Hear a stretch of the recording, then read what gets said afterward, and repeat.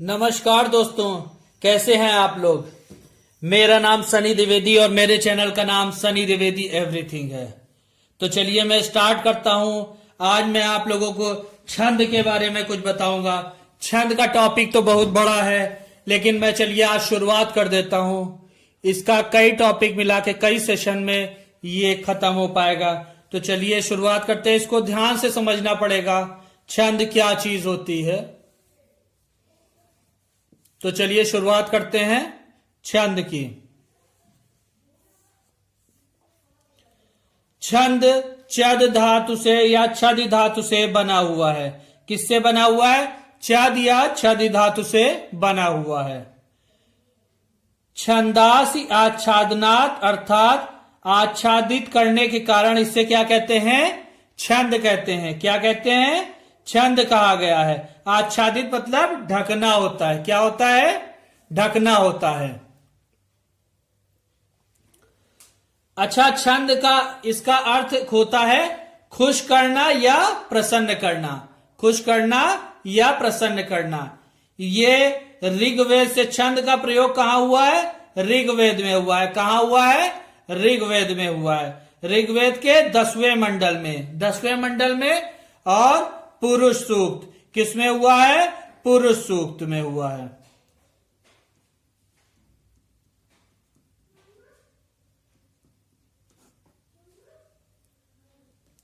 छंद शास्त्र को पिंगल शास्त्र भी कहा गया है।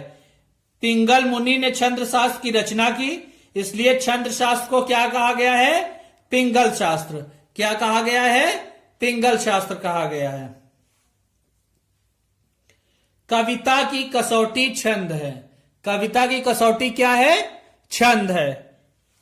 क्योंकि छंद ही कविता को बनाने में छंद का ही बहुत बड़ा योगदान है।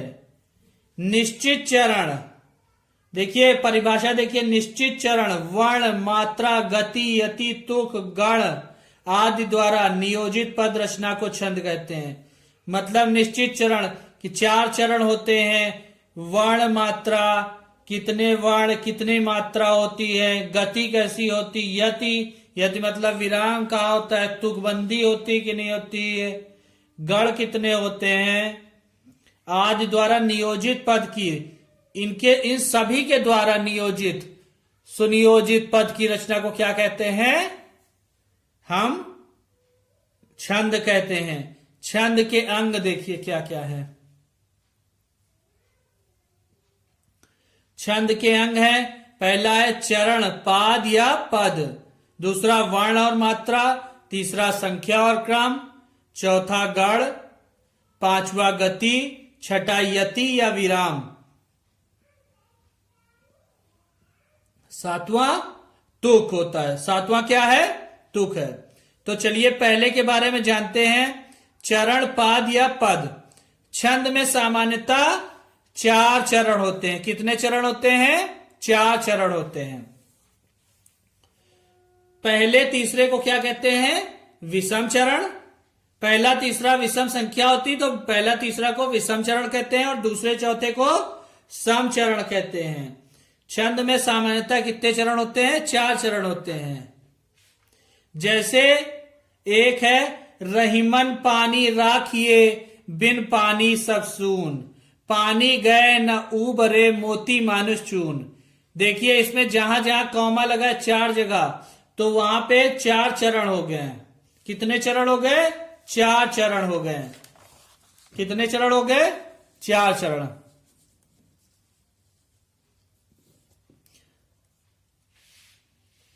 अब आगे देखते हैं।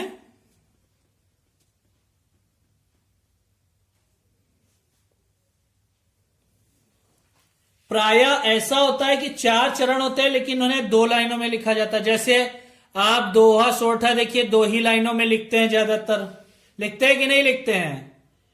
तो 2 लाइनों में जरूर लिखा जाता है, लेकिन उसमें चरण कितने होते हैं? 4 चरण होते हैं। एक लाइन में 2 चरण होते हैं। जैसे दोहा सोठा आदि पंक्ति को, जैसे एक पूरी पंक्ति होती है जिसमें पंक्ति में कितने चरण होते हैं? 2 चरण। दूसरी पंक्ति में 2 चरण, बराबर मिला के कितने हुए? 4 चरण। तो पंक्ति को क्या कहा जाता है? दल भी कहा जाता है। क्या कहा जाता है? दल कहा जाता है। कुछ ऐसे छंद भी होते हैं जो 6 लाइनों में लिखे होते हैं। कुछ ऐसे छंद भी होते हैं जो 6 लाइनों में लिखे होते हैं। ऐसे छंद 2 छंदों के योग से बनते हैं। चलिए नीचे देखते हैं कौन से ऐसे छंद होते हैं। कुंडलियां आपने सुना होगा। कुंडलियां दोहा और रोला। कुंडलियां क्या है? दोहा और रोला मिला के कुंडलियां बनती हैं। तो 2 छंद के योग से कुंडलियां बन गई। ठीक है। ऐसे ही छप्पर, छप्पर रोला प्लस उल्लाला मिला के 2 छंदों को मिलाकर एक छंद बना है छप्पर। यहां पे दोहा और रोला को मिला के बना है क्या है? कुंडलिया। अब आ जाते हैं वर्ण और मात्रा पे। वर्ण एक छोटी सी अखंडित ध्वनि होती है। वर्ण क्या होती है? वर्ण एक छोटी सी अखंडित, खंड नहीं होता बीच में किसी प्रकार का रोक टोक, वो ध्वनि होती वर्ण। हर्ष, अब हर्ष क्या होते हैं? जिन वर्णों के उच्चारण में कम समय लगे। हर्ष मतलब छोटा। जिन वर्णों के उच्चारण में कम समय लगे वो हर्ष होते हैं। जैसे आ, ई, उ, री, ये हर्ष स्वर होते हैं कि नहीं होते हैं? अब ये मात्राओं के रूप में यूज किए जाएं। क, की, कु, क्र। देखिए तो ये क्या हो गए? हर्ष स्वर आ, ई, उ, री। और दीर्घ कौन होते हैं? हर्ष का दुगना समय लेता है। कितना समय लेता है? हर्ष स्वर जो होते हैं उनका दुगना समय लेता है। आ, बड़ी, उ, ए, ऐ, ओ, औ। ठीक है। अब इसको व्यंजनों पे लगाते हैं। का, की, कु, के, कै, को, कौ। ये हर्ष स्वर से दुगना समय लेते हैं। ये दीर्घ होते हैं। ठीक है। तो आज हमने छंद, छंद के 1, 2 अंग पढ़े, 2 अंग पढ़े हैं। ठीक है। पहला चरण और दूसरा वर्ण और मात्रा।